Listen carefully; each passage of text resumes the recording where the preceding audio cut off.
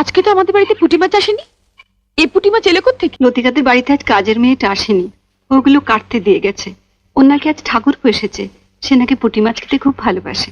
এদিকে তোমার অসুস্থ ছেলে খিদের জ্বালায় কাঁদছে, আর তুমি লতুর ঠাকুরপোকে পুঁটি মাছ খাওয়ানোর জন্য।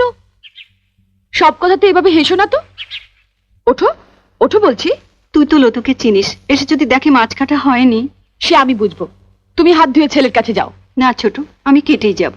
তোমার অসুস্থ ছেলে দিব্যি বর্দি, এর পরেও যদি তুমি একটা মাছও বটিতে ছোঁয়াও, তাহলে তুমি জানবে তোমার ছেলের গলায় বটি বসালে। এ তুই কি দিবি দিলি ছোট?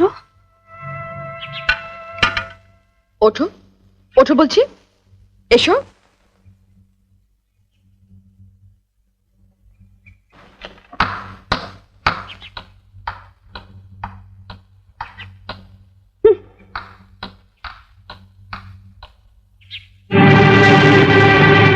বড় বৌদি, বড় বৌদি, ও বড় বৌদি। বড় বৌদিকে কেন? দরকার আছে। কি দরকার আগে আমাকে বলো। তোমায় কেন বলবো? দরকারটা আমার ওর সঙ্গে। দাঁড়াও, সাগরে পৌঁছতে গেলে তোমাকে যে আগে এই ছোট নদীটা পেরোতে হবে ঠাকুরজি। সাগর? আজ আমিও দেখবো ওই সাগরে কত জল আছে। কি রে লতু, কি হয়েছে? এত চেঁচামেচি কিসের? দেখো না মা, কতদিন বাদে আমার ঠাকুরপো এলো, বলে একটু পুঁটি মাছ খাবে।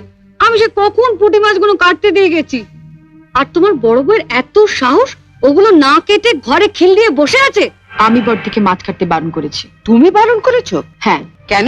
মা, আমরা বাঙালি ঘরের মেয়েরা বিয়ের পর অনেক আশা নিয়ে স্বামীর ঘর করতে এসে ঝিয়ের কাজ করি, এটা আমরা মেনে নিয়েছি।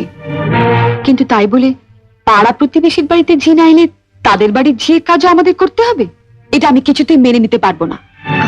তা লতু পুঁটি মাছ কাটতে পারে না বলেই না? সে কি মা, আপনার মেয়ে পুঁটি মাছও কাটতে পারে না? সেদিন আমি মোচা কাটতে পারিনি বলে আপনি বলেছিলেন এত বড় ধাড়ি মেয়ে হয়েছো, এখনো মোচা কাটতে শেখোনি? তোমার মামি তোমাকে একদিনে কি শিখিয়েছেন? তা মা, আপনার মেয়ে তো কম ধাড়ি হয়নি, এখনো পুঁটি মাছ কাটতে শেখেনি। আপনি কি শুধু ওকে গলাবাজি করতে শিখিয়েছিলেন? শুনলে মা, শুনলে? ঠাকুরপুকে যখন পুঁটি মাছ খাওয়ানোর এতই শখ, তখন মার কাছ থেকে পুঁটি মাছ কাটাটা শিখে নিলেই পারো।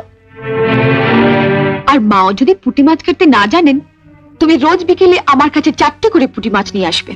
আমি তোমাকে শিখিয়ে দেবো বটিতে ঘষে ঘষে পুঁটি মাছের ছাল কিভাবে ছাড়াতে হয়। কেমন?